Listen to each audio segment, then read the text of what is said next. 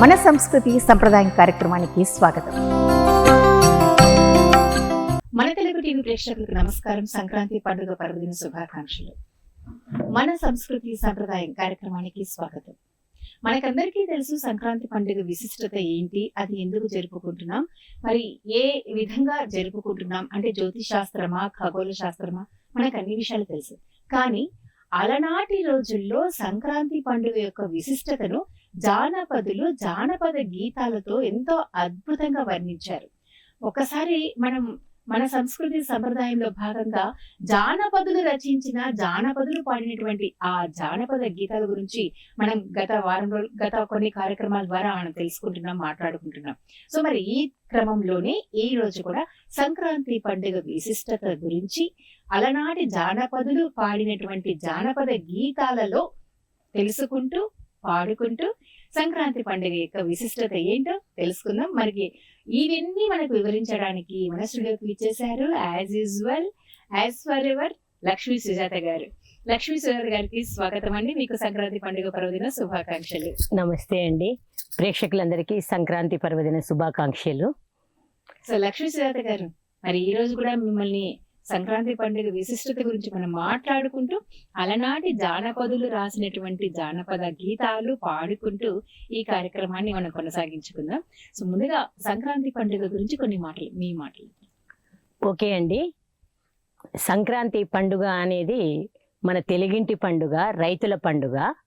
మనం ఉగాది, దీపావళి, దసరా ఏ పండుగ తీసుకున్నా కూడా మనం పంచాంగం ప్రకారం చేసుకుంటామండి. అంటే తిథి వార నక్షత్రాలను బట్టి పండుగను మనము నిర్ణయించుకుంటాము. కానీ సంక్రాంతికి ఒక ప్రత్యేకత ఉందండి. ఇది కేవలం ఖగోళ శాస్త్రాన్ని అనుసరించి సూర్యుడు ఉత్తరాయణ పుణ్యకాలంలోకి ప్రవేశించే సమయంలో మనం సంక్రాంతి పండుగ జరుపుకుంటామండి. దక్షిణాయనము అంతమయ్యే సమయంలో ఇది చేసుకుంటాము. ప్రత్యేకంగా ఇది రైతుల పండుగ అండి.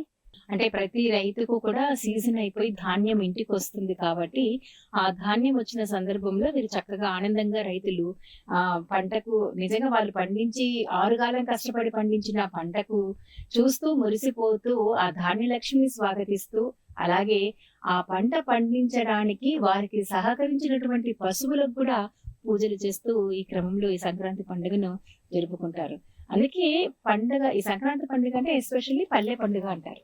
అవునండి, పల్లె పండుగే అంటారు. రైతులు 4 నెలలు కష్టపడి విత్తు వేసి దుక్కి దున్ని కష్టపడి ఎండనక వాననక పండించిన పంటలన్నీ ఇంటికి వచ్చే సమయం అండి. ఇది ఇంట్లో గాదెల నిండా ధాన్యము ఎక్కువ ఉంటుంది. వాళ్ళు కష్టపడి మన పిల్లల్ని ఎంత మురిసిపోతామో వాళ్ళు కష్టపడి పండించినటువంటి ఆ ధాన్యాన్ని చూసి వాళ్ళంత సంతోషపడతారండి. అంటే ఈ భోగి అనేది అర్థం ఏమంటే భోగించడం అంటే సంతోషపడడం అనే అర్థం అవుతుందండి. వాళ్ళు ఏరువాక పున్నమి నుండి వాళ్ళు కష్టపడి ఇప్పుడు పంటలు ఇంటికి వచ్చి లౌకికమైన ఆనందం, అంటే పంటలు పండుతాయి, వాటిని సంవత్సర కాలం వాటికి కావాల్సినటువంటి ధాన్యం లభిస్తుంది. అలాగే కొంత ధాన్యాన్ని అమ్ముకుంటారు, డబ్బులు వస్తుంది, కావాల్సినవి కొనుక్కుంటారు, సంవత్సరానికి సరిపడా ఈ యొక్క పండగ సిరి ఇస్తుంది. కాబట్టి సంక్రాంతి లక్ష్మిని ఆనందంతో ఆహ్వానిస్తారండి రైతులు. మరి సంక్రాంతి పండుగ అంటే భోగి, మకర సంక్రాంతి, కనుమ పండుగ అనేది 3 రోజులు మనం చేసుకుంటున్నాం.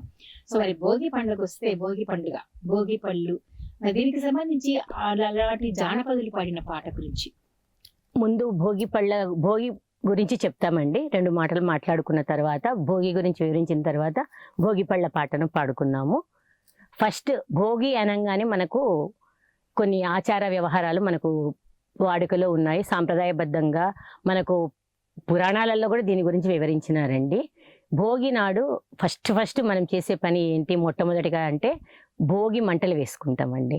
భోగి మంటలు సూర్యోదయానికి ముందే మనం నిద్రలేచి మన ఇంట్లో ఉన్నటువంటి పనికిరాని పాత వస్తువులను అంతా ఒక చోట పేర్చి భోగి మంటలు చేసుకుంటామండి.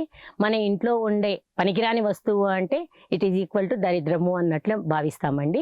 ఆ పనికిరాని చెత్తా చెదారం అంతా తీసుకొచ్చి దాన్ని కాల్చడం ద్వారా సంక్రాంతి లక్ష్మిని ఆహ్వానిస్తామండి. మనము సూర్యోదయానికి పూర్వమే లేచి భోగి మంటలు వేసుకుంటాము. పెద్దలు బాగా సాంప్రదాయం తెలిసిన పెద్దలైతే భోగి మంటలు అయిన తర్వాత దాంట్లో వచ్చిన భస్మాన్ని మనము ఆశీర్వాదంగా విభూదిగా స్వీకరిస్తారండి. ఈ మనము హోమము లాంటివి చేయలేని పరిస్థితులు అందరికీ ఉండవు, చేయగలిగిన శక్తి అందరికీ ఉండదు. కాబట్టి ఈ భోగి మంటల ద్వారా మనం ఉన్న పీడను తొలగించి మనకు ఐశ్వర్యం రావాలనే ఉద్దేశంతో భోగి మంటలు ఇస్తారండి. ఇది ఫస్ట్ స్టెప్ అండి. భోగి మంటలు అయిపోయిన తర్వాత భోగి స్నానాలు వస్తాయండి. భోగి స్నానాలు కూడా ఒక పద్ధతి ప్రకారము పెద్దవాళ్ళు పిల్లల్ని కూర్చోపెట్టి వాళ్ళకు నువ్వుల నూనె తలంటి ఒళ్ళంతా నువ్వుల నూనె రుద్ది నలుగు పిండి పెట్టి తలస్నానం చేపిస్తారండి. తలస్నానం చేపించేటప్పుడు కూడా రేగుపళ్ళు సూర్యునికి ప్రతీకలు అంటారండి. మనము ఈ చలికాలంలో సూర్యదేవుడు మనకి ఎటువంటి స్కిన్ డిసీజెస్ రాకుండా, చర్మ వ్యాధులు వచ్చే అవకాశాలు ఎక్కువ అండి చలికి. అవి రాకూడదనే ఉద్దేశంతో సూర్యదేవునికి ప్రతిరూపంగా మనము భోగిపళ్ళు అంటే రేగిపళ్ళు తీసుకొని తల మీద కీళ్లకు పెట్టి స్నానం చేసే అలవాటు ఉందండి చాలా మందికి. భోగి స్నానం ఫస్ట్ దిష్టి తీయడం అంటారు. దిష్టి తీయడం చిన్నపిల్లలకు భోగిపళ్ళ రూపంలో పేరంటం రూపంలో చేస్తారండి. ఇది చిన్న పెద్ద ఆడమగ తేడా లేకుండా ప్రతి ఒక్కరు భోగి స్నానం రేగిపళ్ళతో చేస్తారండి. కొన్ని చోట్ల కొన్ని ఆచారాలు ఉండొచ్చు. మా రాయలసీమలో అయితే కంపల్సరీ మేము రేగిపళ్ళు తల మీద 3 ఇక్కడ ప్రతి ఒక్క భుజాలకు, కాళ్లకు, మోకాళ్ళకు అలా పెట్టుకుని స్నానం చేస్తామండి. భోగి స్నానం అలా చేస్తేనే మనకు సక్సెస్ అవుతుంది అనేది. ఇంకొకటి, భోగి స్నానంలో రేగిపళ్ళలో లక్ష్మీదేవి ఉంటుంది కాబట్టి మనకు ఐశ్వర్యం కావాలనే ఉద్దేశంతో కూడా భోగి స్నానం చేస్తారండి. మరి లక్ష్మీ సుజాత గారు, ఇప్పుడు మన భోగి పళ్ళు గురించి చెప్పారు, ఎందుకు భోగి పళ్ళు పోసుకోవాలి అనేది. దానికి సంబంధించిన అలనాటి జానపదులు రాసినటువంటి పాడినటువంటి పాట ఒకసారి వినిపిస్తే బాగుంటుంది. ఓకే, మంచి భోగిపళ్ళ పాట ఉందండి.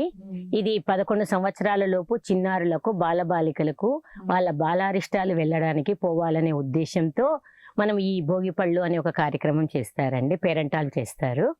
పిల్లలను కూర్చోపెట్టి వారికి ఆశీర్వాదంగా అందరూ భోగిపళ్ళు తల మీద ఆశీర్వచనంగా ఇస్తారు. దీనికి ఏమేమి కావాలంటే కొంచెము శాస్త్రోక్తంగా కొన్ని ఫార్మాలిటీస్ ఉన్నాయండి. ఈ భోగిపళ్ళు పొయ్యడము అనే కార్యక్రమము సూర్యాస్తమయానికి 45 నిమిషాల ముందుగా స్టార్ట్ చేయాలండి కంపల్సరీ. సూర్యాస్తమయం అయిన తర్వాత భోగిపళ్ళు పోయకూడదు. ఈ భోగిపళ్ళు పోయడానికి కూడా వాటిలో కొన్ని ప్రత్యేకమైనటువంటి పదార్థాలు కలపాలని చెప్తారండి. వాటిలో ముఖ్యమైనవి రేగిపళ్ళు, అక్షింతలు, నూగుజీళ్ళు అంటారండి, నూగులు, రాగి నాణాలు, పిప్పర్మెంట్లు కలిపి, పూలు, ఇవన్నీ కలిపి ఒక గిన్నెలో పోస్తారండి. వచ్చిన పేరెంటాలు ముందు తల్లిదండ్రులు పెద్దలతో ఆ భోగి పళ్ళను 3 సార్లు తల మీద వేస్తారండి. తర్వాత వచ్చిన ముత్తైదువులు కూడా ఆశీర్వాదం ఇచ్చేటట్టు తల మీద చేస్తారు. ఇంకొకటి, దీనికి ఒక చిన్న ఫార్మాలిటీ శాస్త్రోక్తంగా చెప్పాలి కాబట్టి అన్ని విషయాలు మీకు చెప్తున్నానండి. భోగిపళ్ళు చేతులతో పోయకూడదంటండి. మనము మన ఇంటికి వంట చేసుకుంటాము. వంట చేసుకునేటప్పుడు బియ్యం కొలుస్తాం కదండి, పాత్ర, పావు, అరపావు, పడి, చిట్టి, అలా రకరకాల ఆ యొక్క ప్రాంతాలను బట్టి వివిధ పేర్లతో పిలుస్తారు. అది తీసుకోవాలంటండి. అది తీసుకొని దాన్ని శుభ్రంగా కడిగి పసుపు కుంకుమ పెట్టి దానికి తోరం కట్టి దారం కట్టి ఆ పావు, మేమైతే అరపావు అంటాం, పావు అంటామండి, పడి అంటారు, సేర్ అంటారు, దానితో పోయాలంటండి. దానితో కుమ్మరించాలంట తల మీద. ఎందుకు దానికి సంబంధించిన రీజన్ ఏదైనా ఉందా? మేబీ రైతులు ధాన్యాలు తీసుకొచ్చిన తర్వాత మనం కొనుక్కుంటాము. బియ్యం, అన్నం కావాలంటే కొలతలతో తీసుకుంటాం కదండి. ఇది ఖాళీ కాకుండా ఎప్పుడు మాకు నిండుగా ఉండు తండ్రి అని ఒక అర్థము ఉండిండొచ్చు అని నేను అనుకుంటున్నానండి. సో ఆ పావుతోనే పెట్టమన్నారు. అది కూడా ఏ పావు అన్నారండి, మనం వంట చేసేటప్పుడు ఏదైతే కొలుస్తామో ఆ పాత్ర తీసుకోమన్నారు. సో మన ఇంట ధాన్యము కడుపు నిండా తినడానికి ఎప్పటికీ ఉండాలని ఒక ఆలోచన ఉంటుందండి పెద్దవాళ్ళకి. దీని తర్వాత ఇంకొకటికి కూడా చెప్పాలండి కంపల్సరీ. మనము ఇవి వేసిన తర్వాత, భోగిపళ్ళు పోసిన తర్వాత వాటిని మనము తొక్కకూడదు, దాన్ని నిర్మాల్యంలో వేయకూడదండి. భోగిపళ్ళ పేరంటం అయిపోయిన తర్వాత పిల్లలను కాసేపు దాని మీద తిరగనియాలండి. అంటే వాటిని పిల్లలు ఆడుకుంటారు కదా మామూలుగా. ఈ భోగిపళ్ళు పోస్తూనే పిల్లలందరూ అటు ఇటు తిరుగుతూ ఆనందంగా ఉంటారు కదా. వాళ్ళు తొక్కిన తర్వాత అవి తీసేసి ప్రోగు చేసి ఒక కవర్లో తీసుకొని, ఒక బ్యాగ్లో తీసుకొని వాటిని మనము పారే నదిలో వేయాలండి. ఎందుకంటే ఈ బాలారిష్టాలు, పిల్లలకు చిన్న చిన్న జ్వరాలు, చలి జ్వరాలు లాంటివి వస్తాయి. చాలా 9 ఏళ్ల వరకు 11 ఏళ్ల వరకు పిల్లలకు బాలారిష్టాలని వస్తాయండి. అవి పోవడానికి తక్కువగా ఉంటుంది కాబట్టి మారుతున్న సీజన్స్ ప్రకారం వచ్చే జలుబులు దగ్గులు ఇలాంటివి కామన్ గా వస్తాయి.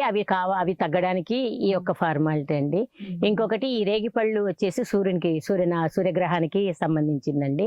బంతిపూలు వచ్చేసి కుజునికి పనికొస్తాయి. ఈ నల్ల నువ్వులు వచ్చేసి శనేశ్వరునికి పనికొస్తాయి.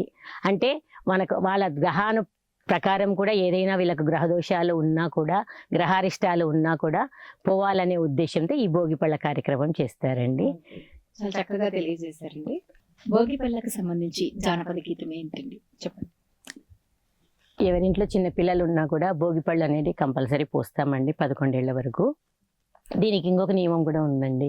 చుట్టుపక్కల పిల్లలను కూడా పిలిపించి సామూహికంగా పోస్తే ఫలితం ఇంకొంచెం ఎక్కువ ఉంటుందంట అండి. సో భోగిపళ్ళు అనేది నలుగురితో కలిసి పోయించుకోవాలి, నలుగురు ఆశీర్వచనము తీసుకోవాలి. ఈ భోగిపళ్ళ పాట ఈ పాడుతూ భోగిపళ్ళు పిల్లల తల మీద ఆశీర్వాదాలుగా ఇస్తారండి. భోగి పళ్ళను పోయరే ఓ రమణులారా, మన చిరంజీవులకు మేలు కలుగగా. భోగి పండ్లను పోయరే ఓ రమణులారా, మన చిరంజీవులకు మేలు కలుగగా. విఘ్నేశ్వరుడు వచ్చి విఘ్నాలు తొలగింప, షణ్ముఖ నాదుడు వచ్చి శాస్త్రాలు వల్లింప, సద్గురుడు వచ్చి ప్రేమారలాలింప. భోగి పళ్ళను పోయరే ఓ రమణులారా. బ్రహ్మదేవుడు వచ్చి వేదాలు వల్లింప, విష్ణుదేవుడు వచ్చి వరములను అందింప, పరమేశ్వరుడు వచ్చి ఆశీర్వదించంగా. భోగి పళ్ళను పోయరే ఓ రమణులారా. రామచంద్రుడు వచ్చి రక్షణ చేయంగా, శ్రీకృష్ణుడే వచ్చి శుభములు పలుకంగా, శ్రీ వెంకటేశ్వరుడొచ్చి ఆశీస్సులందించ. భోగి పళ్ళను పోయరే ఓ రమణులారా. ఆంజనేయుడు వచ్చి అభయాలనివ్వంగా, కులదేవతలు వచ్చి కళాకాంతులీయంగా, తులసీదాసుడు వచ్చి మంగళములు పాడంగా. భోగి పళ్ళను పోయరే ఓ రమణులారా, మన చిరంజీవులకు మేలు కలుగగా. చూసారండి, ఈ పాటలో విఘ్నేశ్వరుడు వచ్చి విఘ్నాలు తొలగించాలి, అంటే సకల దేవతలు వచ్చి సకల ఆశీస్సులు అందజేస్తారు అన్నది పాట కాన్సెప్ట్. ఈ పాటలో విఘ్నేశ్వరుడు షణ్ముఖుడు వచ్చారండి, అంటే అన్నదమ్ములు ఇద్దరు వచ్చారనమాట. సో వాళ్ళిద్దరిని మామూలుగా మనము ఎక్కడ ఆహ్వానించంగా చూడలేదు నేను, నాకు తెలిసినంత వరకు. సో వాళ్ళు పిల్లలు కాబట్టి వాళ్ళని కూడా ఇక్కడ ఇంక్లూడ్ చేశారు. సంతోషం. ఈ పాట చాలా బాగా అనిపిస్తుందండి నాకు. అంటే ముఖ్యంగా బ్రహ్మదేవుడు విష్ణుదేవుడు ఒక్కొక్కరు ఒక విధంగా వచ్చి ఒక్కొక్క ఆశీస్సులు అందజేస్తే పిల్లవాడి జీవితం బాగా అభివృద్ధి దిశలో ఉంటుందన్నది ఒక ఆలోచన అయితే ఈ పాట ద్వారా మనకు తెలుస్తుంది. అవునండి, ఇది భోగి పళ్ళకు సంబంధించిన పాట. నిజంగా అలాంటి జానపదులు అలవోకగా స్పాంటేనియస్ గా అప్పటికప్పుడు పాడిన పాటలు ఎంత అర్థం ఉందో చూడండి. అవునండి, ఇవి జనాంతికంగా పాడిన పాటలే కానీ కూర్చొని రచించి పాడిన పాటలు కాదు. కాకపోతే సకల దేవతల ఆశీస్సులు రావాలా అనేది ఈ జానపదుల ముఖ్య ఉద్దేశము. మనం ఎందుకు దీనికి కనెక్ట్ అవుతున్నామంటే దీని మీనింగ్ మనకు, దీని అర్థం మనకు మన మనసులోకి హత్తుకుంటుందండి, అలవోకగా హత్తుకుంటుంది, ఆలోచించాల్సిన అవసరం లేకుండా. చాలా చక్కగా తెలియజేస్తాం. మరి ఇంకా సంక్రాంతి పండుగ గురించి వస్తాం. అంటే రెండో రోజు, ఈ రోజు ఫస్ట్ రోజు, మొదటి రోజు భోగి పండుగ అయిపోయింది. రెండవ రోజు సంక్రాంతి పండుగ. సంక్రాంతి పండుగ విశిష్టత ఏంటి, జానపదులు ఏం చెప్పారు? సంక్రాంతి అంటే కొత్త క్రాంతి అని అర్థము. మన జీవితంలోకి కొత్త వెలుగులు ప్రసాదించాలనే ఉద్దేశంతో ఈ సంక్రాంతి పండుగను జరుపుకుంటారు. సంక్రాంతి అంటే మనకు చాలా గుర్తొస్తాయి. ముగ్గులు, గొబ్బెమ్మలు, భోగిమంటలు, బియ్యం పాయసము, ఇలాంటివి మనకు చాలా గుర్తొస్తాయి. గంగిరెద్దలు, చెరుకు గడలు, గుమ్మడికాయలు, ఇలాంటివి చాలా గుర్తొస్తాయి. అన్నిటికంటే ముందు బంతి పూలు, ముద్దబంతి పూలు చాలా గుర్తొస్తాయి, గొబ్బెమ్మలు ఇలా గుర్తొస్తాయి. సో మనము సంక్రాంతి గురించి ఒక పాట పాడుకుంటూ ఇది డిస్కస్ చేసుకుందామా? తప్పకుండా.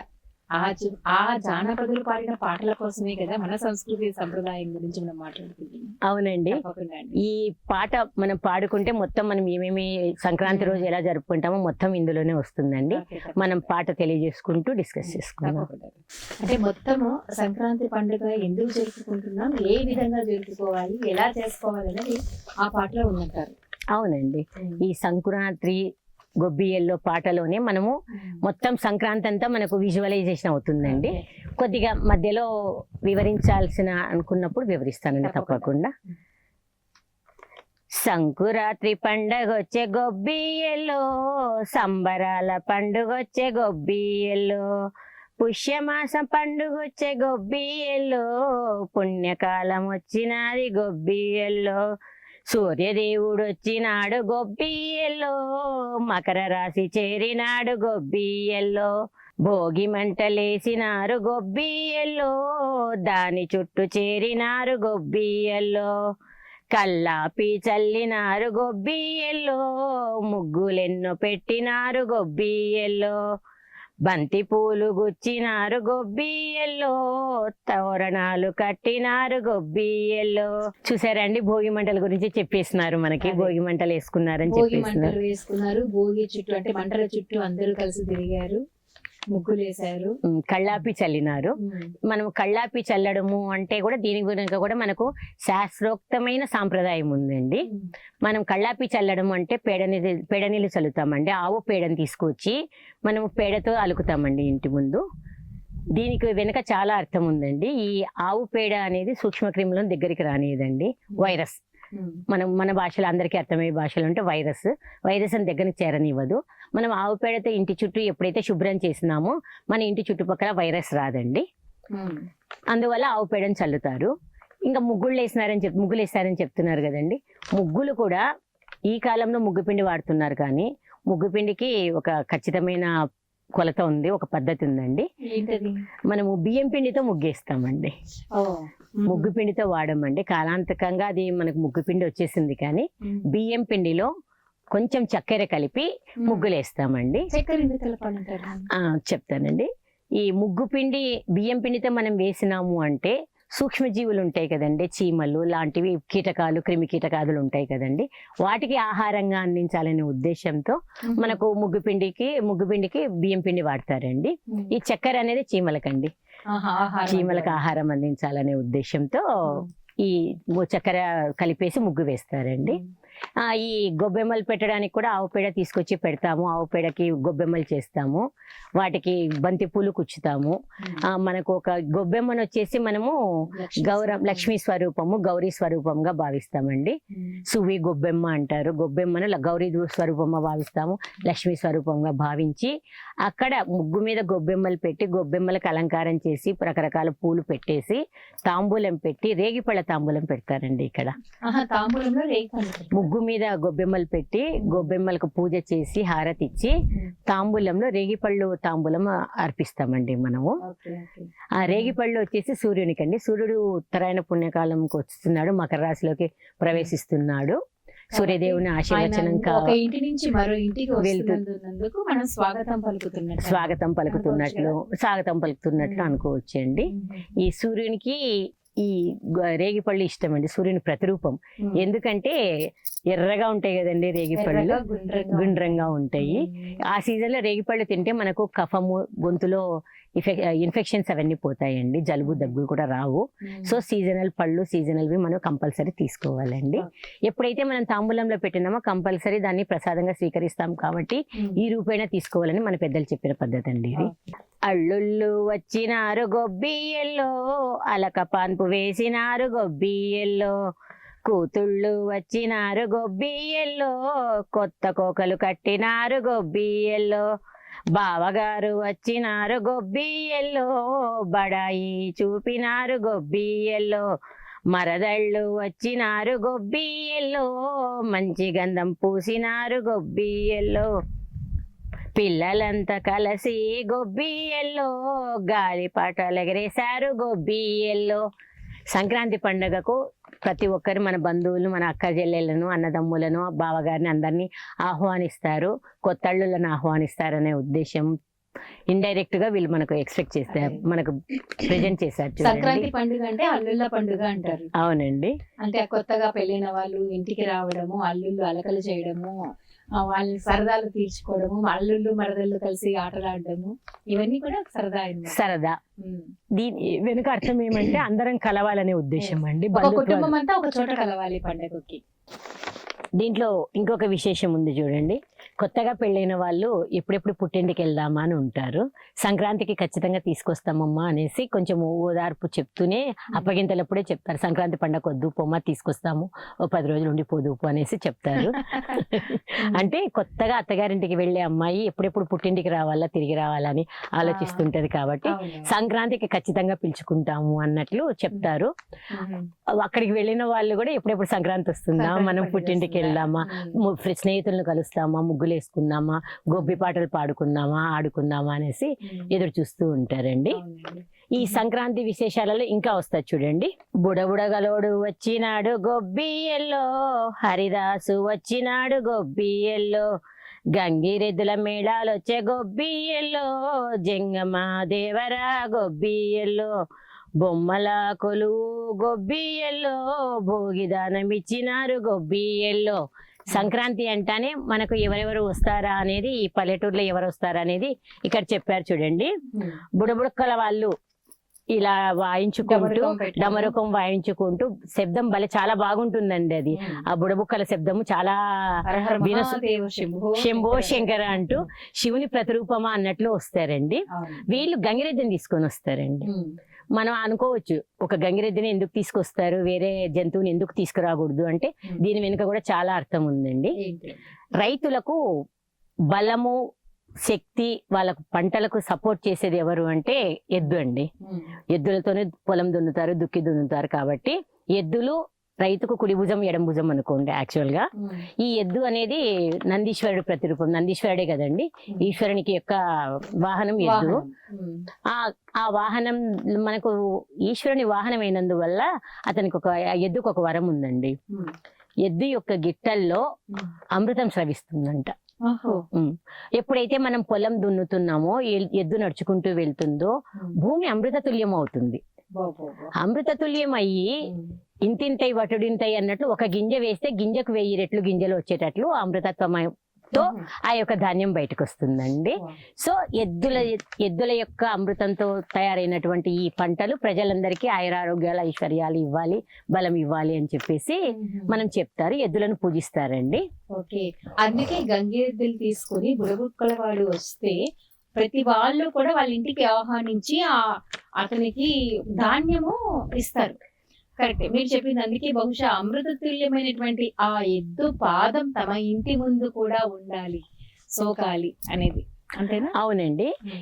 ఇంకొకటి ఇక్కడ మనం ఒక గమనించాలండి, ఈ ధాన్యము దోశలతో పోయారండి, చాటలతో పోస్తారు. అంటే వాళ్ళకి ధాన్యము బండ్లు వచ్చి ఇక్కడ చాలా ఉంటుంది. మనం సంపాదించిన దాన్ని షేరింగ్, మనం ప్రజలు తినాలి, జంతువులు తినాలి, పక్షులు తినాలి అనే రకరకాల ఉద్దేశ్యంతో వచ్చిన వారందరికీ లేదనుకున్న చాటలతో ఇలా ధాన్యం పోస్తారండి. అది చాలా మంచి కాన్సెప్ట్ అండి. అంటే సంక్రాంతి అప్పుడు ఎవరు వచ్చి ఏమడిగినా ఎంత అడిగినా రైతు ఇస్తాడండి, ఆలోచనే లేదు. ధాన్యం ఎంతైనా కూడా ఇచ్చేస్తాడు. అంటే ఆ సమృద్ధిగా భగవంతుడు మనకి ఇచ్చిన దాన్ని ప్రజలకు కూడా పంచాలి, ప్రజలు కూడా అందరూ అనుభవించాలనే ఉద్దేశము దీని వెనకాల ఉంటుందండి. ఇది వచ్చేసి గంగిరెద్దు మనం ఎద్దు వరకు వచ్చాము. ఎద్దుని అలంకరించుకొని గంగిరెద్దు రూపంలో మనకు తీసుకొని వస్తారండి. కావలసినంత వాళ్ళకి కొత్త చీరలు ఇస్తారు, పంచలు ఇస్తారు. ఆ గంగిరెద్దుతో మనకు శుభం పలికిస్తారండి. అంటే మంగళాశాసనాలు ఇతను చదువుతాడు. అయ్యగారికి దండం పెట్టు, అమ్మగారికి దండం పెట్టు, వచ్చే సంవత్సరం ఇంకా ఎక్కువ ఆస్తి రావాలి, వచ్చే సంవత్సరం ఇంకా ధాన్యం పండాలి, అయ్యగారికి మనుమడు పుట్టాలి, వాళ్ళ ఇంట్లో పిల్లలు రావాలి అని చాలా ఆశీర్వాదాలు మంగళ శాసనాలు ఇస్తాడండి. ఆ మంగళ శాసనాలకు గంగిరెద్దు ఇలా తల ఊపుతుందండి. అయ్యగారికి దండం పెట్టంటే ఇలా అంటుంది, ఆశీర్వాదం ఇవ్వమంటే ఇస్తుంది. సో పరమేశ్వరుడే నందీశ్వరుని రూపంలో వచ్చి మనకు రైతులకు ఆశీర్వాదం ఇస్తున్నారు అన్నంత గౌరవంగా వాళ్ళు గంగిరెద్దును పూజిస్తారండి. సూపర్, ఇంత పెద్ద కాన్సెప్ట్ ఉందనేది నిజంగా తెలియదు. ఏదో గంగిరెద్దు వస్తాడు, బుడుబుకుల వాడు వస్తాడు అనేది అది ఒక జంగమ దేవుడు అండి. ఆ, వీళ్ళు గంగిరెద్దు వాళ్ళు అంటే జంగమ దేవుడు. జంగమయ్య అంటే జంగమయ్య అంటే ఈశ్వరుడు, శివుడికి శివుడు. ప్రతీకగా. శ్రీశైలంలో జంగమ కులం వాళ్ళేనండి పూజ చేసేది, బ్రాహ్మిన్స్ కాదు. Okay okay. భ్రమరాంబ మాతకు మళ్ళీ ఈ మన బ్రాహ్మిన్స్ ఉంటారు, కానీ జంగమ దేవుడు వాళ్ళే పూజలు చేస్తారండి శ్రీశైలంలో. ఇకపోతే మనము హరిదాస్ దగ్గరికి వస్తామండి. హరిదాసు అందరికి తెలిసింది, తల మీద కుండ పెట్టుకుంటాడు, చేతిలో పిడకలు పెట్టుకొని జపం రామనామం చెప్పుకుంటూ నామం చెప్పుకుంటూ వస్తారు. హరిలో రంగ హరి, హరిలో రంగ హరి అని వస్తారు కదండి. అతను రోడ్డు మీద నడుచుకుంటూ వెళ్తుంటాడండి. ఇతనికి ఒక నియమం ఉందండి, అతను తనకు తాను ఎవరింటికి వచ్చి భిక్ష అడగడండి. మరి తన దారిమ్మడి వెళ్తూ ఉంటే హరిలో రంగ హరి అని హరినామస్మరణ చేసుకుంటూ వెళ్తే ఆ ఇంటి యజమాని పిల్లల ద్వారా పంపిస్తాడు, మన ఇంటికి పిలుచుకొని రాపో రమ్మని చెప్పి ఆహ్వానం ఇవ్వు అని చెప్తే హరిదాస్ వచ్చి మన ఇంటికి వచ్చేసి ధాన్యం స్వీకరిస్తాడండి. చేతిలో తీసుకోరు, తన తల వంచి కుండలోనే తన ధాన్యం తీసుకుంటాడు. దీనికి ఒక చిన్న టెక్నిక్ కాదండి, మనం గమనించాల్సిన అంశం ఉందండి. పిల్లల చేత ధాన్యం అతనికి హరిదాస్కు మనం భిక్ష ఇప్పిస్తామండి. 5 ఏళ్ల పిల్లవాడు వచ్చినా కూడా ఆ భిక్షను డైరెక్ట్ కుండలో పడేటట్టు అతను ఒక కుండ కింద పడకుండా నామస్మరణ చేసుకుంటూ వంగిలేస్తాడండి. చాలా బాగుంటది. అంటే ఆ కుండ పడిపోతుందేమోనని చూసే వాళ్ళకి భయం అనిపిస్తుంది, కానీ హరిదాసు మాత్రం అలాగే స్వీకరిస్తాడు. కృష్ణార్పణం అంటాడండి. అంటే మనం ఏం చేసినా కూడా కృష్ణునికి అర్పించాలి. అంటే మనం చేసిన మంచి పనికి ఫలితము ఆశించకూడదు. నువ్వు చేసే కార్యం నువ్వు చెయ్యి, ఫలితం దేవునికి వదిలిపెట్టు అని భగవద్గీతలో కృష్ణుడు చెప్పారు కదండి. అదే కాన్సెప్ట్ ఈ హరిదాసులు చెప్తారండి. అంటే నిజమండి, అప్పటి రోజుల్లో ఏది చేసినా దానికి ఒక అర్థం పరమాత్మలో ఖచ్చితంగా ఉండి తీరుతుంది. దాని విలువ తెలుసుకొని మనం వాటిని ఆచరిస్తే వాటి ఫలితాలు ఇంకా మెరుగ్గా ఉంటాయి మన పైన, మన జీవితాల పైన. అవునండి. అందుకే నిజంగా ఇలాంటి జానపదులు చేసినటువంటి రచనలు కానీ పాటలు కానీ ఇలా మనం చర్చించుకుంటూ పోతే చాలా అద్భుతమైన విషయాలు మనకు వచ్చాయి. అవునండి, మాట్లాడుతుంటే ఇప్పుడు మళ్ళీ గుర్తొచ్చింది. నవధాన్యాలు ఉంటాయి కదండి, అంటే రైతులు పండిస్తారు కదా ధాన్యాలు. వాళ్ళు ఆ నవధాన్యాలని పండించినందుకు సంతోషంగా గడప దగ్గర గురిగుళ్ళలాగా చిన్న రోళ్ళు రోకళ్ళు చేసి ఈ నవధాన్యాలు దాంట్లో పెడతారండి. కొంతమంది కొన్ని ఊర్లలో అయితే గిన గొబ్బెమ్మల ప్లేస్ లో కూడా రోళ్ళు రోకళ్ళు పెట్టి నవధాన్యాలు పెడతారు. దానికంతా మీనింగ్ అదేనండి, ఇంటి నిండా ధాన్యాలు పండాలి, అప్పుడంతా రోళ్ళు రోకళ్ళే కాబట్టి మేము దీన్ని దంచుతూ ఉండాలి, మాకు అభివృద్ధి చెందాలి అనే ఉద్దేశంతో ఈ నవధాన్యాలు కూడా పెడతారండి. గడపల పక్కన పెట్టినారంటే అంటే ఇండ్లు నిండి గడప బయటికి వచ్చే రావాలా అన్న కాన్సెప్ట్ తో పెడతారు. అంత పొంగి పొరలాలి, భోగభాగ్యాలు పొంగి పొరలాలి అనే ఉద్దేశం అనమాట. అలాగే భోగి పాలు కూడా పొంగిస్తారు కదండి, భోగి పాలు పొంగిస్తారు. మనము కలశంలో పాలు పొంగిస్తారు. ఆ పాలు ఎలా పైకి వచ్చి పొంగిపోతాయి, ఇంట్లో సిరులు కూడా ఇలాగ పొంగాలి అనే కాన్సెప్ట్ తో మనం ఇంటి ముందు కూడా ముగ్గులు వేసేది కూడా ఒక కాన్సెప్ట్ ఉంటుంది. ఫస్ట్ రోజు భోగి కుండలు వేస్తాము, పాలు పొంగే కాన్సెప్ట్ తో చేస్తాము. అప్పుడు చెరుకు గడలు పెడతాము. రెండవ రోజు సంక్రాంతి రోజు వచ్చేసి గుమ్మడికాయలు పెడతామండి. అంటే ఆ రోజు మనము మకర సంక్రమణం రోజు మనము తర్పణాలు ఎడిపించేది, పెద్దవాళ్ళకు పేరు మీద మనము పితృకార్యాలు చేసేది, గుమ్మడికాయలు దానం ఇచ్చేది, ఇటువంటివి ఉంటాయి. అంటే ఈ పండుగ పర్వదినం రోజు మనతో పాటు మన పెద్దవాళ్ళను పితృదేవతలను కూడా గుర్తు చేసుకోవడం, వాళ్ళు మన పక్కనే ఉన్నారని తలుచుకుంటూ తర్పణాలు పూజలు ఇత్యాది కార్యక్రమాలు చేస్తూ ఉంటారు. కొన్ని తిథులప్పుడు మన పితృదేవతలు ఎదురు చూస్తూ ఉంటారండి. వాళ్ళు మాకు తర్పణం ఇస్తారా, మాకు అర్ఘ్యం ఇస్తారా, మాకు ఆహారం ఇస్తారా అని. మనకు ఒక రోజు అయితే దేవతలకు 1 సంవత్సరం అవుతుంది, మనకు 1 సంవత్సరం అయితే వాళ్ళకు 1 రోజు అవుతుందండి.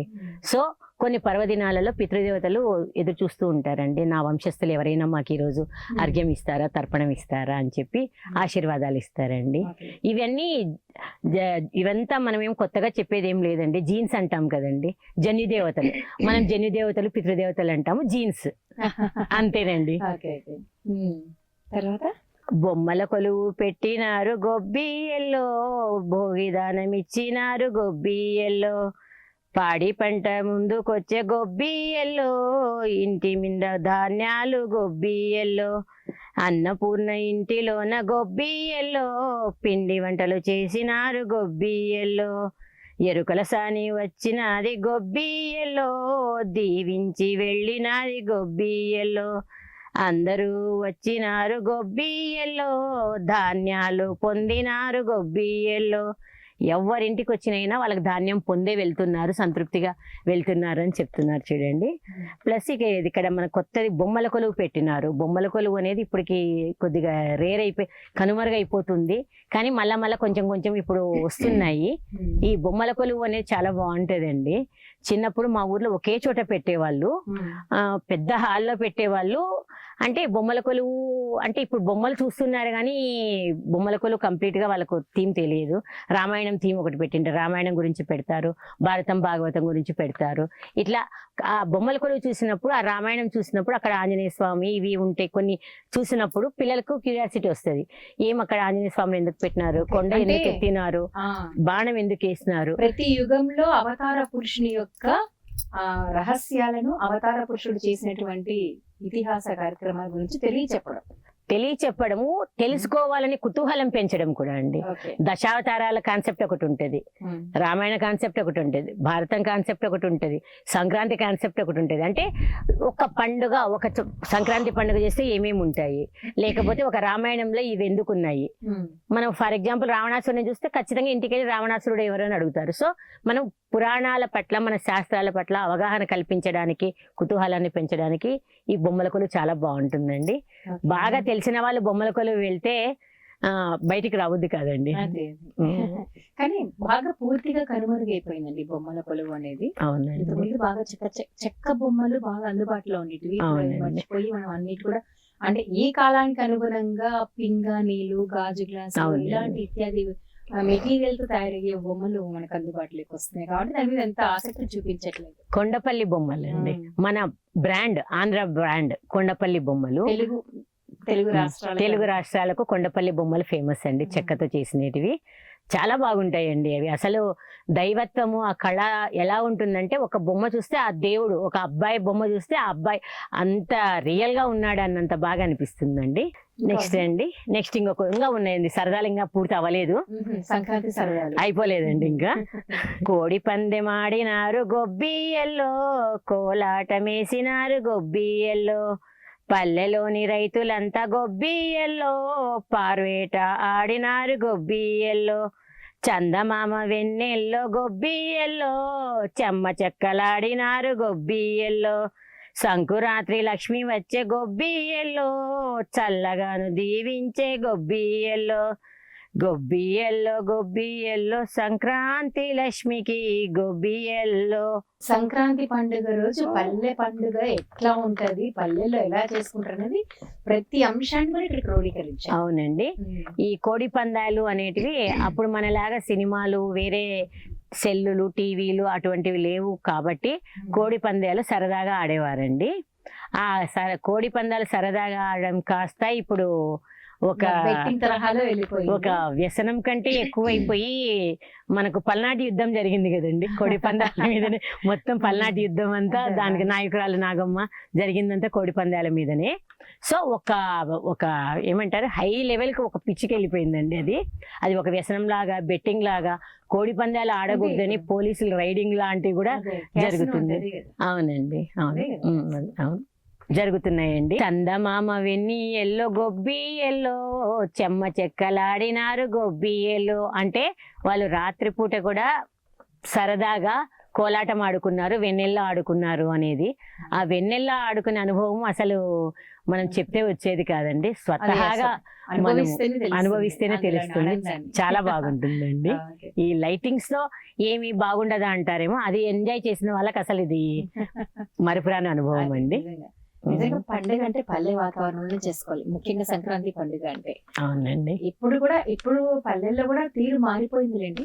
గత కాలంలో నిజంగా ఈ జానపదం ఇప్పుడు పాడుతుంటే అప్పటి మేము పల్లెల్లో ఎంజాయ్ చేసినటువంటి రోజులు గుర్తుకొస్తున్నాయి. నిజమే అండి, పల్లెల్లో పిండి వంటలు కూడా ఒక ఇంట్లో పిండి వంట చేస్తే 10 ఇంట్లకు వాసన వస్తుంది. 10 మంది కలిసి ఒక ఇంటికి వచ్చి చేస్తారండి. 10 రోజులు 10 ఇళ్లలో అందరూ చేసుకుంటారు. ఈ మధ్య టీవీలో ఒకటి వచ్చిందండి, భోజనాలు అంటే 2 అరిసెలు, 2 కజ్జికాయలు, 2 లడ్లు, కొద్దిగా కారపూస అవన్నీ పెట్టుకొని అంటే అంత సంతృప్తిగా, అంత ఎక్కువగా ఉంటాయి, బాగా తింటారు ఈ సంక్రాంతి టైంలో అనేది కాన్సెప్ట్ అండి.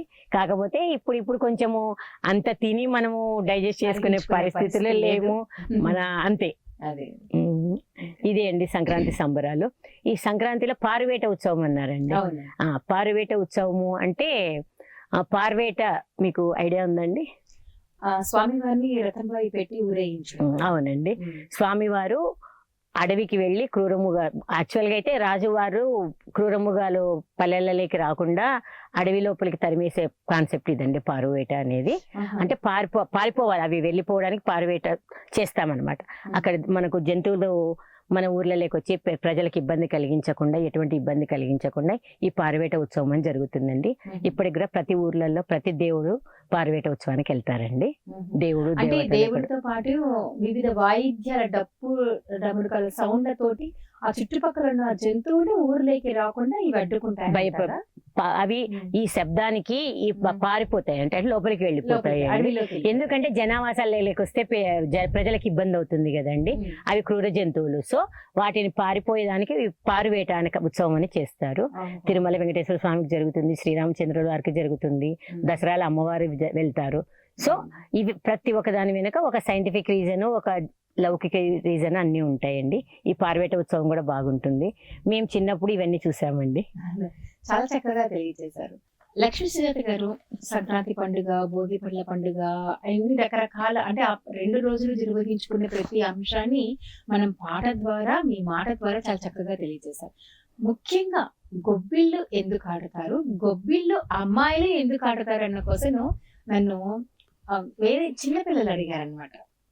నిజంగా అనిపించింది, కరెక్టే కదా, గొబ్బిళ్ళ ఆడే కాన్సెప్ట్ ఎందుకు, అసలు దాని వెనుక ఉన్నటువంటి శాస్త్రీయ కారణం ఏంటి, సైంటిఫిక్ రీజన్ ఏంటి, దాని గురించి తెలుసుకోవాలని ఆసక్తి. దీనికి చాలా ఉందండి. ఉందంటారా? చాలా ఉంది. మన పెద్దలు ఏం పెట్టినా దాని వెనకాల అసలు మనము ఒక్కొక్క టాపిక్ మీద ఒక రోజు మాట్లాడుకోవచ్చు అండి. అంత పెద్ద సైంటిఫిక్ రీజన్ గానీ, ఆరోగ్య రీత్యా గానీ, మానసిక రీత్యా గానీ మన డెవలప్మెంట్ కు ఉపయోగపడేవి ఉంటాయండి. ముగ్గు వేయాలంటే మన ఆడవాళ్ళకి తెలుసు కదండి, ముగ్గు వేయడం ఎంత కష్టమో. కళ, ఆర్ట్ అది. ఒక ముగ్గు వేయాలి అంటే 25 చుక్కలు ముగ్గులు పెట్టి, 25 చుక్కలు పెట్టి, సందు చుక్కలు సరి చుక్కలు పెట్టి, మర్చిపోకుండా ఆ ముగ్గు కొంచెం తప్పుపోయిందంటే మొత్తం ముగ్గు చెడిపోతుంది. సో ముగ్గు చెడిపోకుండా కరెక్ట్ గా ముందు పేడ నీళ్ళు కరెక్ట్ గా చల్లినప్పటి నుంచి చుక్కలు పెట్టుకోవడం ఒక పెద్ద టాస్క్ అండి. చుక్కలు పెట్టిన తర్వాత తప్పు పోకుండా ముగ్గు వేయడం కూడా ఒక టాస్క్ అండి. ఒక్క చుక్క దగ్గర మనం మిస్టేక్ చేసామంటే మొత్తం ముగ్గు పోతుంది. సో ఏకాగ్రతగా, కాన్సన్ట్రేషన్ గా ముగ్గు వేయాలి. సో ఆడవాళ్ళకి ఏకాగ్రత పెంచడానికి ముగ్గు ఒక కాన్సెప్ట్ అండి. అందుకే చిన్నతనం నుంచి ముగ్గులు వేసే అలవాటు మనకు, ఆడపిల్లలు ముగ్గులు వేయాలి అని చెప్తారు. ఈ ధనుర్మాసం అంతా మనం నెల పొడుగుతో పొద్దున్నే లేసి ముగ్గు వేసాము అంటే, పొద్దున్నే మనం ముగ్గు వేసి ఆ ముగ్గు కరెక్ట్ గా వచ్చిన తర్వాత ఒక్కసారి వెనక చూసుకుంటే అదే కదండి హ్యాపీ మార్నింగ్ మనకు. కరెక్ట్. ఇంకో విషయం కూడా మనం చెప్పొచ్చు, టెక్నికల్ రీజన్ కూడా ఉంది ఇక్కడ. ఎందుకంటే ఇప్పుడు పొద్దున్నే లేస్తూనే ఎవరైనా సరే జిమ్ కి అంటున్నారు, వాకింగ్ అంటున్నారు, రన్నింగ్ అంటున్నారు, ఎక్సర్సైజ్ కి వెళ్తున్నారు. పొద్దున్నే లేస్తూనే ముగ్గు వేయడం వల్ల శరీరంలో ప్రతి భాగం కూడా కదలిక వస్తుంది, ప్రతి భాగం కూడా చైతన్యం అవుతుంది. అంటే నిద్రావస్థ నుండి చైతన్య దిశలోకి వెళ్తుంది. అందుకే ముగ్గు వేసేటప్పుడు మంచి ఎక్సర్సైజ్ అంటారు. ఎక్సర్సైజ్ అండి. వంగి ముగ్గేస్తాము, ఎక్కడ ఏ కలర్ పడితే ఏ కలర్ వేస్తే బాగుంటుందో మైండ్ ద్వారా ఆలోచిస్తాము, వంగి ముగ్గేస్తాము.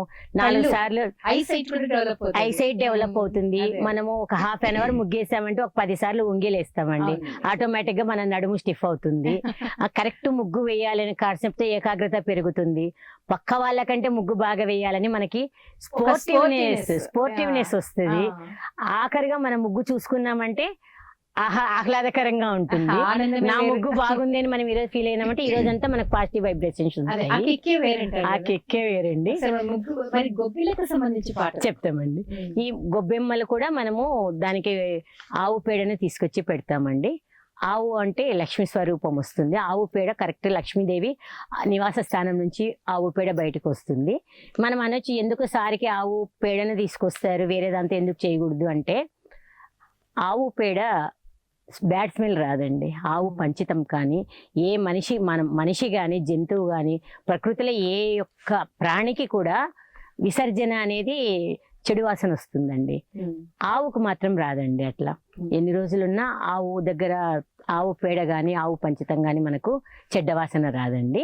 యాంటీబయాటిక్ గా ఉపయోగపడుతుంది, ఆక్సిజన్ కూడా పెరుగుతుందండి. సో మనం ఆవు పేడనే తీసుకొస్తాము. ఆవు పేడని ఇలా చేసి గొబ్బెమ్మ రూపంలో చేసి వివిధ రకాల పూలు పెడతాము, పసుపు కుంకం పెట్టి గొబ్బిమాలక్ష్మి, గౌరమ్మ, సుబ్బమ్మ కూడా అంటారండి, అమ్మవారి రూపంలో అక్కడ ముగ్గురు చుట్టూ పెట్టేసి ఆహ్వానించి ఆ గొబ్బెమ్మల చుట్టూ కన్నెపిల్లల్ని డాన్స్ చేస్తూ తిరుగుతారండి. గొబ్బి పాటలు చాలా బాగుంటాయండి.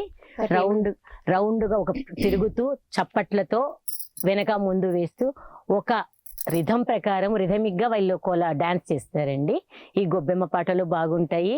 ఆ గొబ్బెమ్మ పాటలు అమ్మవారి చుట్టూ మనం ప్రదక్షిణ చేస్తూ ముగ్గుమాలక్ష్మి, గొబ్బిమాలక్ష్మి చుట్టూ ప్రదక్షిణ చేస్తూ మనకి ఏమేం కోరికలు ఉంటాయో వాటిని కోరుకుంటారండి. ఒక చిన్న జానపద పాట ఉందండి దాని గురించి, దానికోసం ఎదురు చూస్తున్నాం. ఓకే. గొబ్బెమ్మలు ముగ్గు చుట్టూ తిరుగుతూ ఈ పాట పాడతారండి. సువి గొబ్బెమ్మ శుభము నీయవే, తామర పువ్వంటి తమ్ము నీయవే, చామంతి పువ్వంటి చెల్లెల్నివ్వవే, అరటి పండంటి అక్కనివ్వవే, పొన్న పువ్వంటి అన్నానివ్వవే, మొగలి పువ్వంటి మొగునివ్వవే, కలువ పువ్వంటి కూతుర్నియ్యవే, పొగడ పువ్వంటి ఆడపడుచునివ్వవే, మల్లె పువ్వంటి మరిదినివ్వవే, బంతి పువ్వంటి బావనివ్వవే, మామిడి పండంటి మామనియ్యవే. వాళ్ళు అమ్మవారిని ఏం కోరిక కొడుతున్నారు చూడండి. ఈ తెలుగింటి అమ్మాయిలను కదా, ఆడవాళ్ళు అమ్మాయిలు ఏమేమి కోరికలు ఉంటాయి అనేది ఈ పాటలో తెలుస్తుందండి. ఆ అమ్మాయికేమో శుభాలు ఇవ్వమని ముందు సుబ్బి గొబ్బెమ్మ శుభాలు ఇవ్వమని అడిగినారు. తర్వాత తామర పువ్వంటి తమ్ముడు, చెల్లెలు, అన్న, వదిన, అక్క, బావ, మొత్తం కుటుంబం, భర్త, అందరు బంధుత్వం అంతా రావాలి, మా పండుగకు రావాలి, మా దగ్గర ఉండాలి, అందరం కలిసి ఉండాలి అంటే కుటుంబ వ్యవస్థ పటిష్టంగా ఉండడానికి ఈ పాట మనకు చూపిస్తుందండి. కరెక్ట్. ఈ పాట పాడుతూ చిన్న పిల్లలు, అమ్మాయిలు అలా నృత్యం చేస్తూ చుట్టూ తిరుగుతూ పాట పాడుతూ ఉంటే వాళ్ళకు కూడా ఈ బంధాలన్నీ మావి, ఇదంతా మా కుటుంబం అనే కాన్సెప్ట్ వాళ్ళకి వచ్చేస్తుంది. అక్క చెల్లెళ్ళు, అన్న తమ్ముళ్ళు అందరూ రావాలి, అందరూ మనకు కావాలి, కుటుంబ వ్యవస్థ ఇలా ఉండాలి అని చిన్నపిల్లలకి ఊహ తెలియక ముందు నుంచే బీజాలు పడతాయండి. ఇదే కుటుంబ వ్యవస్థకు మూలాధారం అవుతుందండి మనకు. చాలా చక్కగా ఉంది. అంటే పాటలోనే మొత్తం జీవితం యొక్క కాన్సెప్ట్ అంతా అందులో క్రోడీకరించారు. అవునండి, అవునండి. అందుకేనండి జానపద గీతాలు అనేవి ఫర్ ఎవర్. అది ఎన్ని యుగాలైనా ఎన్ని తరాలు మారినా కూడా దాని యొక్క ఎసెన్స్ అనేది తగ్గదు. ఆ పాటలు వింటే మనసు పులకరించిపోతుందండి. ఒక కొద్ది రోజులు అది ప్రతిధ్వనిస్తుంటది మన మనసులో. కుటుంబ వ్యవస్థ పట్ల మనకు గౌరవం పెంచడానికి ఇండిపెండెంట్ ఇండివిజువల్ ఫ్యామిలీస్ అయిపోయిన తర్వాత ఇలాంటి బంధాల గురించి ఆలోచించే తరుణం లేని పరిస్థితుల్లో నిజంగా ఇలాంటి జానపద గీతాల గురించి మళ్ళీ మనం ప్రస్తావించుకోవడం చాలా ఆనందంగా ఉందండి. ఇంకొకటండి, పల్లెటూర్లకు వెళ్తే ఇప్పుడు తగ్గిపోయి ఉండొచ్చు కానీ ఏ కుల మతాలతో సంబంధం లేకుండా మామ, అత్త, పెదనాన్న, చిన్నమ్మ, మామ ఇలానే వరుసలు పిలుచుకుంటారు కానీ వాళ్ళు మేడము, ఆంటీలు, అంకుల్స్ అన్నారండి. ఏ కులంతో సంబంధం లే, పెద్దవాళ్ళ చిన్నవాళ్ళ సంబంధం లేదు, అందరూ మంచి వరుసలతో పిలుచుకుంటారండి. ఏం వదినా వంట అయిందా, ఏం మామ పోయి వచ్చినావా, పొలం ఎట్లుంది అంటే వాళ్ళ పలకరింపులంతా బంధుత్వాలతోనే కలుపుకుంటారండి. అది నాకు భలే నచ్చుతుందండి, చాలా బాగా అనిపిస్తుంది. మనం ఆంటీ అనడానికి, పిన్ని అనడానికి, మా అంకుల్ అనడానికి, మామ, పెద్దనాన్న, పెద్దమ్మ అనడానికి చాలా తేడా వస్తుందండి. మా మనుషుల మధ్య దగ్గరతనాన్ని తీసుకొస్తుంది. మా ఇంట్లో నేను మాత్రం మా బంధువులు కానీ ఎవరైనా సరే వాళ్ళు ఆంటీ అంటే ఒప్పుకోనండి. నేను పెద్దమ్మ అని పిలు, అత్త అని పిలు, వదిన అని పిలు, నాకు అదే ఇష్టము.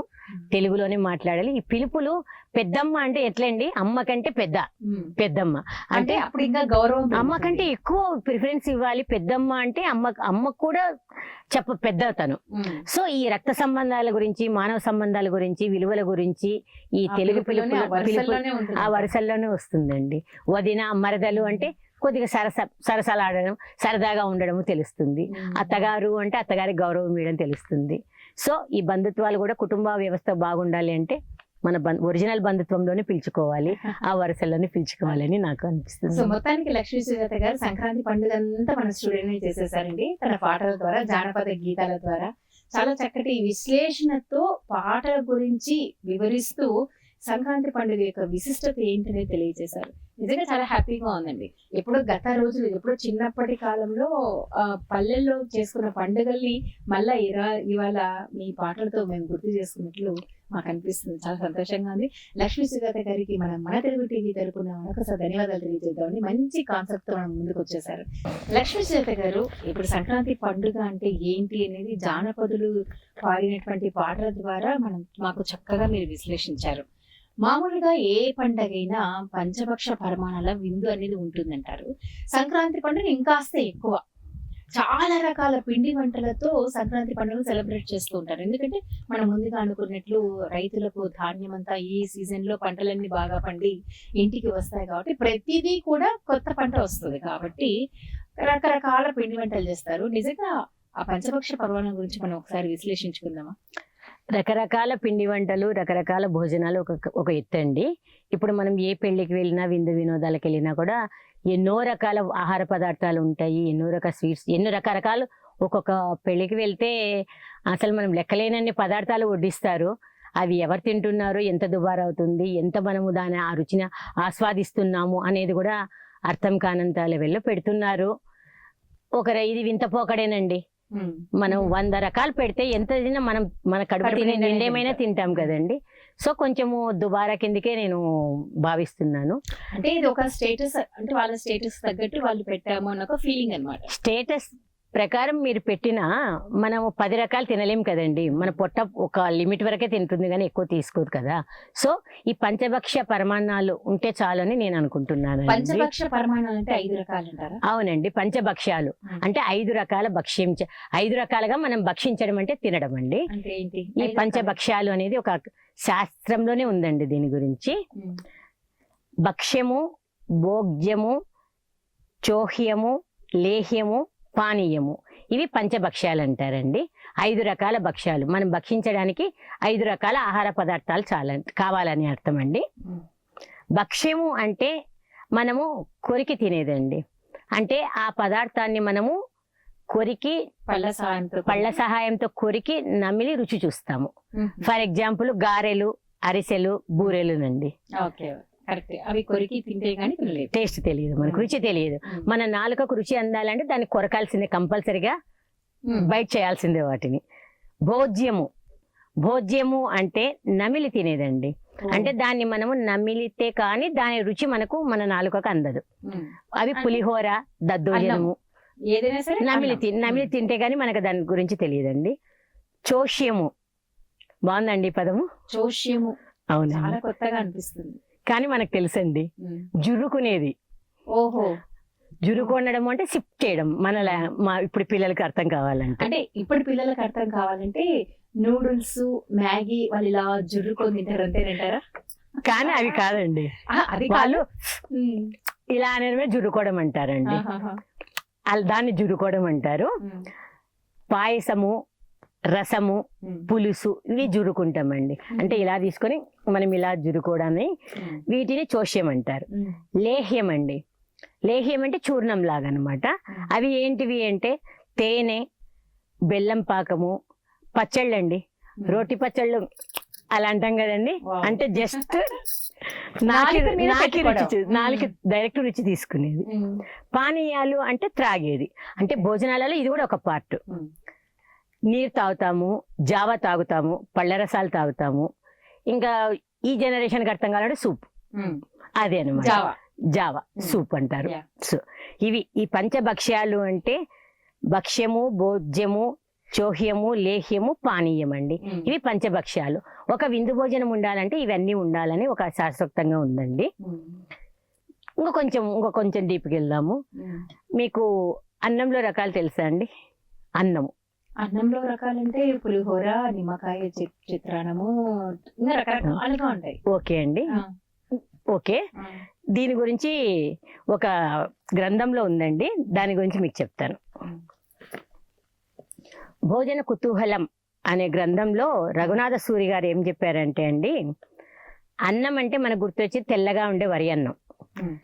కానీ దానిని గ్రంథాల్లో కేవలాన్నం అంటారండి. కేవలాన్నం, దాని పేరు, అన్నం పేరు ఏంటంటే కేవలాన్నం. అంటే ఓన్లీ వైట్ కలర్ లో ఉండేదాన్ని కేవలాన్నం అంటారు. ఆ కేవలాన్నానికి రకరకాల పదార్థాలు కలిపితే మనకు అద్భుతాన్నం అవుతుందంటండి. ఓహో, అద్భుతాన్నం. అద్భుతాన్ని. అవును.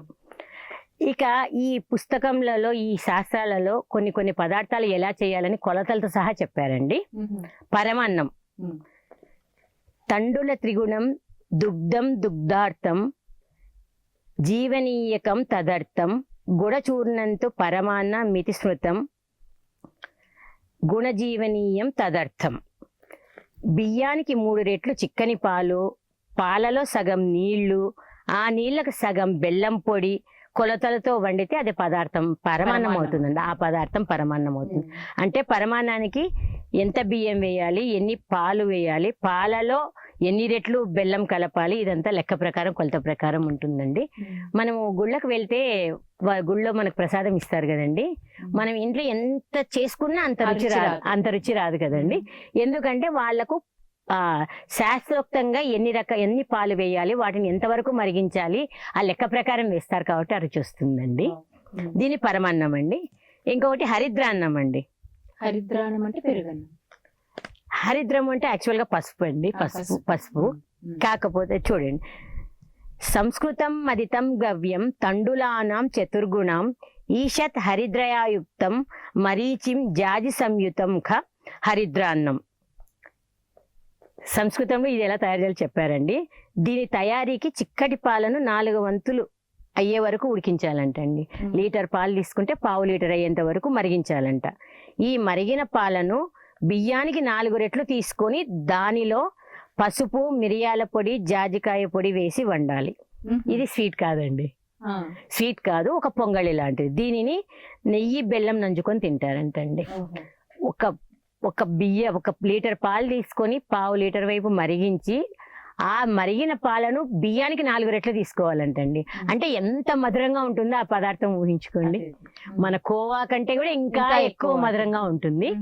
అందుకే ఇది తినడానికి ఏం అవసరం లేదంటండి, నెయ్యి బెల్లం నంచుకొని తింటే చాలంట. ఇది హరిద్రాన్నం అండి. హరిద్రాన్నం అంటే స్వీట్ కాదు. నెక్స్ట్ దధ్యాన్నం అండి. దధ్యాన్నం అంటే పెరుగన్నం. బియ్యాన్ని ముందు బాగా పిసికి కడగాలి. అన్నానికి సరిపడా ఎసురు పెట్టి మరిగాక బియ్యం వేసి ఉడుకుతున్నప్పుడు అందులో మిరియాల పొడి, అల్లం ముక్కలు, సైంధవ లవణం కలిపి ఉడికించాలండి. దీన్ని అన్నంలాగా ఉడికించాలి. బాగా చల్లారిన ఈ అన్నంలో శుద్ధమైన పెరుగు వేసి కలిపితే ఇది పెరుగన్నం అవుతుంది. దీన్నే దధ్యాన్నం అంటారు. ఈ పెరుగన్నము శరీరానికి అవసరమైనటువంటి మంచి సూక్ష్మక్రిములను అందిస్తుందండి. మంచి సూక్ష్మక్రిములు అంటే గుడ్ బ్యాక్టీరియా అంటాం కదండి, అందిస్తుంది. ఇది పెరుగన్నం గురించి వాళ్ళు చెప్పిన విధానం అండి.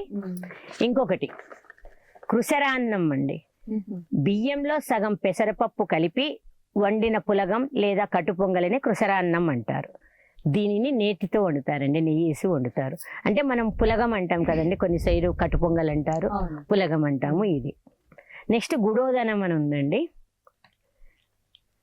పాలలో సగం కొలతలో బెల్లం తీసుకొని అదే పాలలో కరిగించి పరమాన్నం వండుకోవాలి. నెయ్యి, చక్కెరకేళి, అరటిపండ్ల గుజ్జు కలుపుతారు. పరమాన్నం కంటే ఎక్కువ బెల్లం, ఎక్కువ నెయ్యి, ఎక్కువ అరటిపళ్ళు కలుపుతారు. అంటే అతి మధుర పదార్థం, అతి మధురంగా ఉంటుంది. ముద్గాన్నం అండి. ముద్గాన్నం అంటే 3 భాగాలు బియ్యం, 1 భాగం పెసరపప్పు కలిపి తగినంత ఉప్పు వేసి వండేది ముద్గాన్నం. ఇందులో రుచికి నెయ్యి వేసుకొని తింటారు. ఇంకొకటి అండి భూతోదనం అండి. హృదయాధిప అనే గ్రంథం ప్రకారము పెరుగు, పసుపు, వేయించి విసిరిన పెసరపొడి, చక్కగా వండిన అన్నం, కొద్దిగా ఆవపిండి కలిపిన అన్నాన్ని భూతోదనం అంటారు. ఈ భోజన కుతూహలం అనే పుస్తకంలో ఏం రాశారంటే అండి, దీనికి ఇంకా కొంచెం కూరగాయలు కలుపుకుంటే చాలా బాగుంటుంది అంటున్నారండి. సో ఇవన్నీ గ్రంథాల్లో ఉన్నాయి, వాడుకలో లేవు అని నేను అనుకుంటున్నానండి. కరెక్ట్. మీరన్న వాటిలో చాలా మటుకు 2-3 ఐటమ్స్ అయితే వాడుకలో లేవు.